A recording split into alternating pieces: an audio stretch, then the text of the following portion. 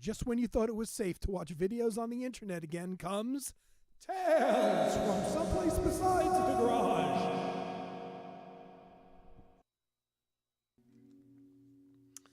Okay, well, here I am. This is the first video I've done in some time. As you can see, I'm no longer in the garage.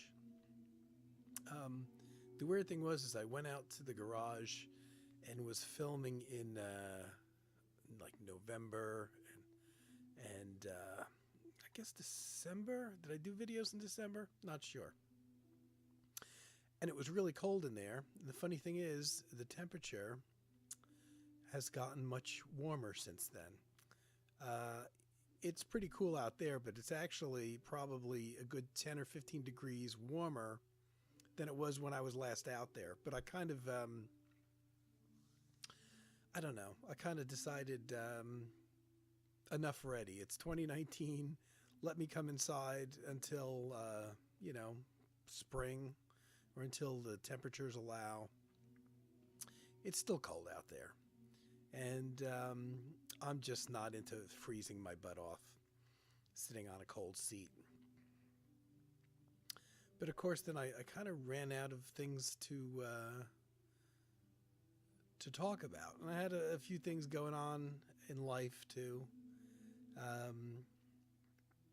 And you know how things get. And then it became an inspiration kind of thing. Now tonight, I'm back inside, but I'm also, it's after 1 o'clock in the morning. So I'm back to doing my late night things. I should be sleeping really and trying to get on a normal schedule. But anyway, I'm here and not having the vinyls to pull. Actually, I have vinyls right there on the floor, but you can't see them from here. But it's a little hard to do random vinyl pulls from there. And so I set up my recording to attempt to record, and I have a microphone right here that I'm speaking into. As the webcam microphone just wasn't picking up my voice, you couldn't understand what I was saying. So I have to use an external microphone. And my webcam software refused to record the external microphone and would only record the webcam microphone where I couldn't be heard. So I just wasted a good, I don't know, hour or so. And I have to use a different program to record the video. So I don't even know if this is going to come out. Because at least with this program, it seems to pick up the external microphone I have plugged in. We'll see how it works. So, subject matter became, what the hell am I going to talk about? And I was going to talk about things like what I got for Christmas and all that, and it just, I don't know. I'll do some of that. But I have to take a look. What did I pull? I got into it. I guess people who are heavily into music, sometimes you get into this thing where you keep listening to the same like CD over and over again or album over and over again. And it becomes, you know, and it's not a new one. I mean, it might be something that you've had in your collection. And it becomes a bit of a, almost like an OCD thing. And if it happens to you, I don't know. And I've done this with various albums over the years. And a few months ago, I pulled out an album I've had for some time. And I gave it another listen. It's a compilation album, and I'm not a big fan of compilation albums in general. It's music for relaxation, meditation, and concentration. This is volume 1. There's 3 volumes on the Milan label. If you know the Milan label, or Milan, they pretty much do soundtracks, movie soundtracks. So I kind of thought this might be a strange thing for them to do. And it turns out, even though they don't uh, make any mention of it specifically on the cover, that all of the, so, this sounds like a new age meditation thing, multiple artists, which it is multiple artists. But when you flip it over on the back, you realize that, well, it's not really an album of artists that do really meditation music. They're movie soundtracks. Very interesting movie soundtracks, actually. Most of these movies I knew nothing about. I've never seen any of them. There's a Jim Jarmusch film, Mystery Train, which I've heard of, that John Lurie does a track from, and it's just a track for 2 electric guitars, and it's the only one. It's not really mellow or relaxing to me. It's kind of just like this repeated arpeggio on the guitar while another guitar kind of aimlessly solos over it. You can see it used for movie music, but not really much to listen to, and definitely not like meditative. I don't skip it. I do listen to it. But the other tracks on here really do work for, I guess, the intended relaxation, meditation, concentration. Maurice Jarre has 3 tracks that are taken from the Dead Poets Society movie. Fairly well-known movie. I've never seen it. Those are really good tracks, and I think these are pretty much, with the exception of the John Lurie track that I already talked about, these pretty much sound orchestral in nature. And there's Jean-Louis Holbert's picture, Après la Guerre, by Jürgen Kuiper, somebody I've never heard of, but it's a really good piece. And it's 11 minutes long. And as a matter of fact, it sent me looking for the full soundtrack. And the Vladimir Kozma, from a movie called Diva, which is about opera singers, as it turns out. Another movie I'd never heard of, or a composer. And a 9-minute track on here. And that is beautiful as well. And it sent me looking for the soundtrack. And these last 2 soundtracks, the Jürgen Kuiper from Après la Guerre movie, I think these are both out of print kind of things. And it would make sense. These are movies from I want to say probably the 1980s. Somewhere between 88 and 91, it looks. Let me see. Actually 81. The last one, the movie Diva, looks like it's from 1981. So maybe that's why the soundtrack's out of print. Maybe it's not a big hit movie. I don't know if it ever played in America at all. I don't even know if it's an English language film. But I did find a bunch of the Diva soundtrack, if not the whole thing, is on YouTube. And actually created it, put a folder in there. Some of it has opera singing, which I'm not into particularly. But then some of it is just like orchestral music that's really nice. Written for the movie, apparently. And as well as the Jürgen Kuiper piece from Après la Guerre. I don't know. I'm probably not pronouncing that correctly. Which is another soundtrack that I found.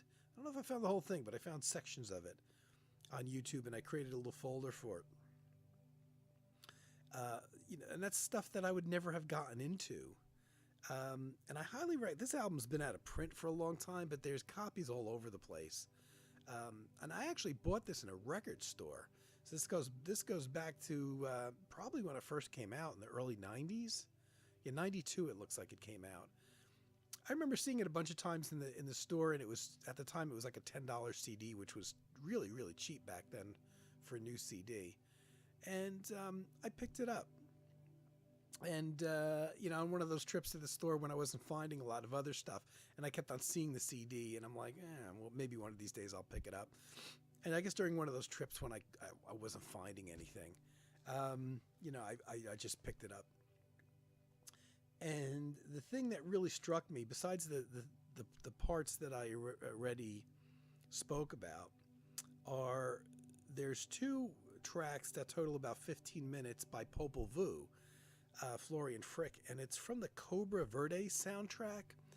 Um, I knew Popol Vuh from hearing them on a radio show. I spoke about this program called New Sounds, which started in the early '80s, which is an NPR show. It originates out of New York, but and it's on in the evenings. And it's actually carried apparently on many stations throughout the United States, that NPR stations. And I think most of the time it's always on a late night evening slot. It's a great radio show. It only runs for an hour a night, but it's on 7 nights a week. And I remember hearing them make mention of playing a lot of Popol Vuh music. So I knew Popol Vuh by name, but I hadn't picked anything up, and I wouldn't have been able to really identify like a sound of theirs or anything. And I just, at this point, had not picked any Popol Vuh up, even though I had heard the name. So when I got this, though, and I heard these two tracks, especially, which were my favorite things, really, on this album from Cobra Verde. I haven't seen this. It's a Werner Herzog movie, and I've seen several Herzog movies. I haven't seen this one. And I'm like, damn, that's good. And I set out to find the full soundtrack. Now, at that time, the soundtrack was not available. And this is '92, so I'm not sure how much of this information was out there on the internet, how much of the internet was even around. But over the years, I kept on pulling this out and listening to this over and over again. And I knew that even years after getting this, I was still looking for that Popol Vuh album, the soundtrack. The Cobra Verde soundtrack seemed to, I guess it came out originally with the movie. It went out of print for a whole lot of years. And I was always dying to get the whole thing, you know. And eventually, it did get reissued.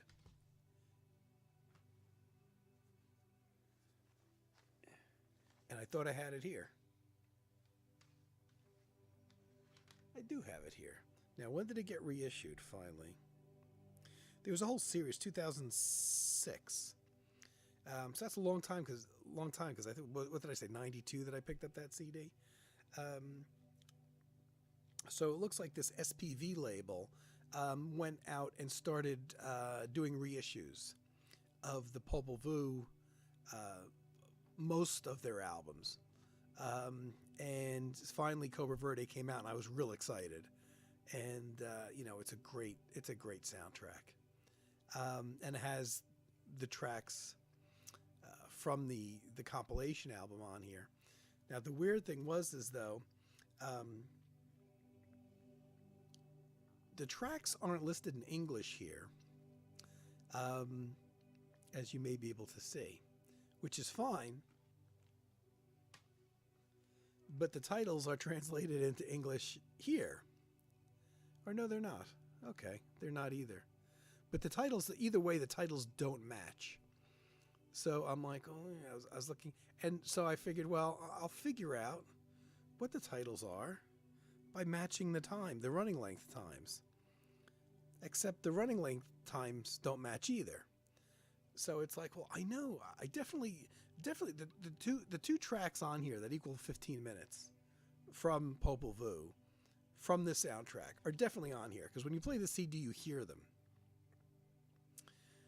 But I began to notice, I'm like, well, that's kind of weird. It's like when I play the tracks on the original soundtrack, which if anything should be longer than what's probably excerpted here, they seem to end a lot quicker. And then I found a weird thing about this album, and in fact, about the series. On actually probably all of the tracks, I know on the John Lurie track, I noticed, which runs 7 minutes and 30 seconds. After listening closely to it, I realized that the original theme, this Tuesday Night in Memphis, runs, I don't know, like about 2 minutes and 45 seconds or something like that. and it very quietly ends, and then it starts up again. I thought it was a pause in the music, a natural pause in the music, until I listened closely. And I've been listening to this for years, and I never caught on to this. And I realized that the original little theme, that little guitar thing that I was talking about, isn't much to listen to, and seems to go on for a long time. The actual original piece is only like 2 minutes and 45 seconds, and they repeat it 3 times. And I'm like, well, that's weird. Okay, well, it makes sense. That's why it never seems to change. It has this little guitar arpeggio that somebody noodles over, and then it pauses, and then it picks up and it plays that same arpeggio, and the noodling sounds the same. Well, the noodling sounds the same because it is the same. So it's kind of like interesting that they didn't mention that they essentially are looping these things. So they play this John Lurie theme at least 3 times. What I began to realize with the Popol Vuh pieces is they do the same. The first piece, which is 5:15, is repeated at least twice. The second piece, which is 10 minutes, is repeated at least 3 times. And all 3 times, the piece actually ends, but it sounds like a natural pause in the music. And what you don't realize is when it starts up playing again, it's really repeating the exact same thing.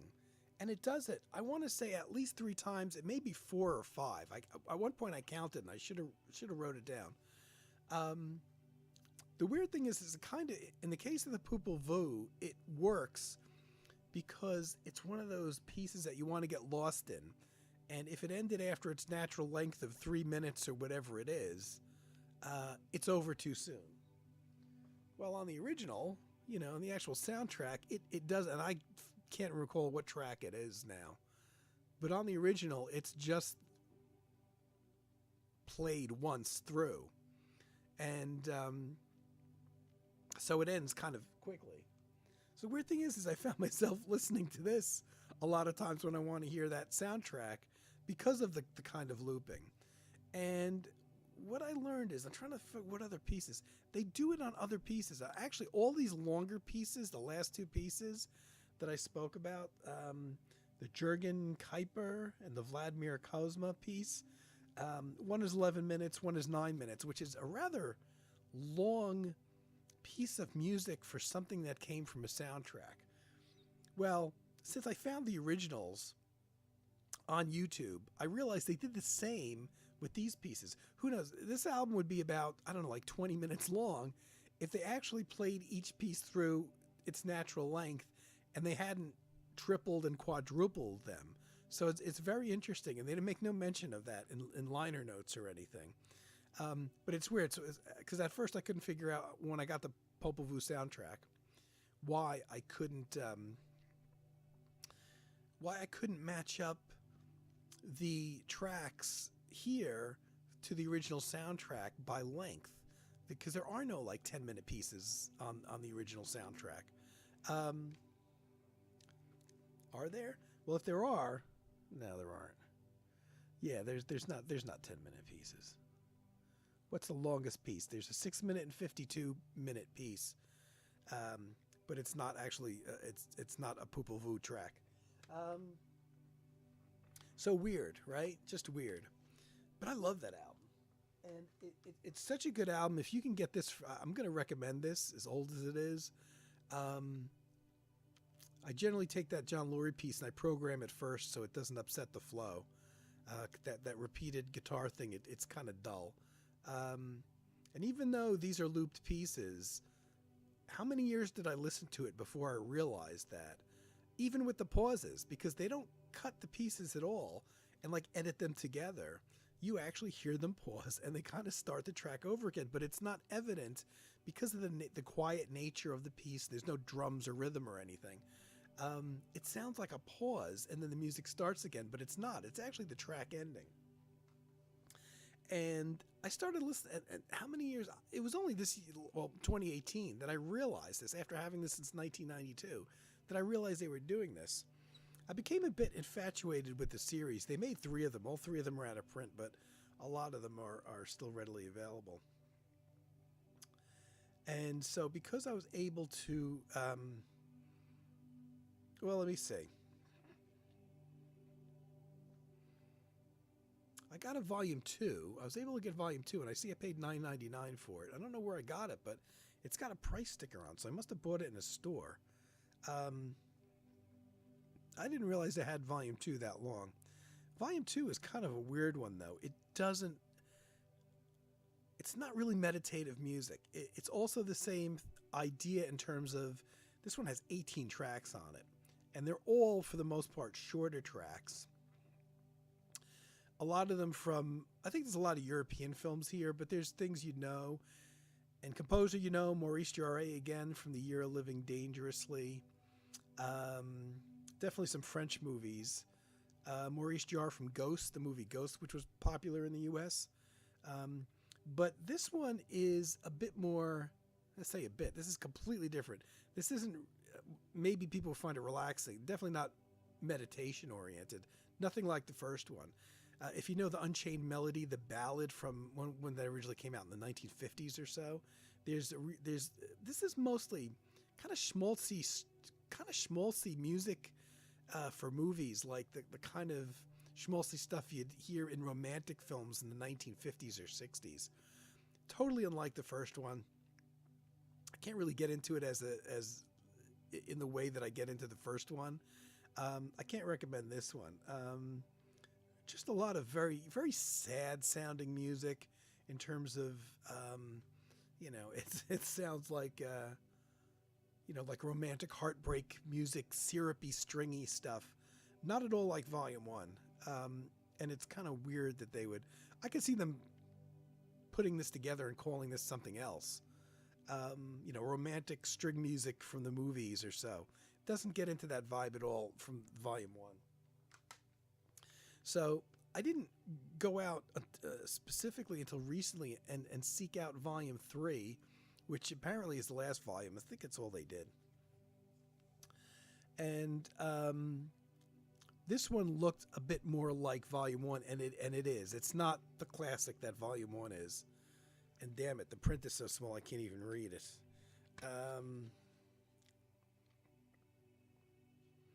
But it's a bit more in keeping with Volume 1, I will say that. However, the print in the back is so bad. It's so tiny. I have to go to the booklet. Taken from the original soundtrack from Commando. Doesn't sound like it sounds like an action movie to me. From 1982. Definitely sounds like an action movie. And yet, there's nothing on here that is like an up-tempo thing. It's actually pretty good. Doesn't reach the levels of Volume 1. Music composed by Jerry and Mark Donahue. No idea who they are. There's a movie called Yol, Y-O-L, from 1982 that there's some music by Sebastian Argol. That's probably a European movie, I'm guessing. Another probably European movie, Concert for Alice, from 1985.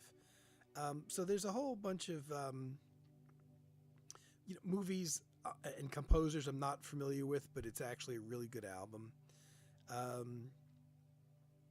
However, there's a few things in here that really stood out musically that I like. I like the whole album. The Volume 3 is pretty good. There's taken from the original soundtrack Genesis, a 1986 movie. I don't know if this is a movie or whether Genesis is a documentary thing, but it's composed by Ravi Shankar, and it's only like a 3-minute piece. It's really, really good. And again, it kind of set me looking around for the original soundtrack to find out what that's all about. Original soundtrack by Ravi Shankar sounds kind of interesting. But it's a 1986 movie, so unfortunately I might be kind of late to the boat on a lot of these in terms of them being available, because none of them are, the ones that are interesting are naturally not from hit movies, therefore the soundtrack's probably not available. Another real interesting one was from a movie called Baraka from 1993. I don't know if I've heard of that movie or not, but it's a Michael Stearns. Michael Stearns, the I guess electronic music composer, apparently did the soundtrack for that. And I don't know if he did the full soundtrack, but they got a 3.5-minute excerpt from the end credits. Really good, really good. Now the interesting, quirky, oddball thing what do they do here? They include 2 tracks, once again, from Popol Vuh, who is essentially this guy Florian Frick. And they include 1 track from Fitzcarraldo, which is, again, a Werner Herzog movie. And they include a 5-minute track, again, from the Cobra Verde soundtrack, one of the same tracks that were on Volume 1. So they're repeating themselves. Except for this time, they keep it only to 5 minutes. So I think they only have 5 minutes might be the natural length for that track, which I think is like a 10-minute track on Volume 1. But it's actually, not only is it from the same movie as a track from Volume 1, but it's the same piece that they repeat once again. Just incredibly odd. But strangely enough, I've been listening a lot to, I went through a whole period of like a month to 6 weeks where I was listening to like Volume 1 and Volume 3 back to back, like every day. And it's just one of those things. And this I just bought. I bought this just a couple months ago because I didn't have it to kind of complete the collection. They didn't do any more after this. And this one came out, I think, 90. Damn, I can't read it. It's too. 93, 94. 93. So the first volume came out 92. I don't recall when Volume 2 came out, obviously in between the two. And this one came out 93. And these are things that I used to see all 3 volumes in stores a lot when they first came out. I'm going to recommend Volume 1 and 3. And it's just, I don't know if this video's of any interest to anybody, but it's just one of those things that sometimes listeners that are crazy about music get into this thing and they play this album day in and day out. And like I said, not a new album even, except for the Volume 3, which I just picked up recently. I've had Volume 1 and 2 for years. And it just, every night, just I got in the mood and I was playing two out of the 3 volumes. So I thought I would talk about that. And then maybe I'll show some stuff I got for Christmas or whatever. I don't know what my next videos are going to be about. But I got on long enough. I don't know how this is recording because I had to use a different software program because I have audio problems with the main camera program, whatever. So I'll be back soon. Sorry for being away for so long. And I hope everybody's doing well. And take care, everybody. I'll be back soon, hopefully.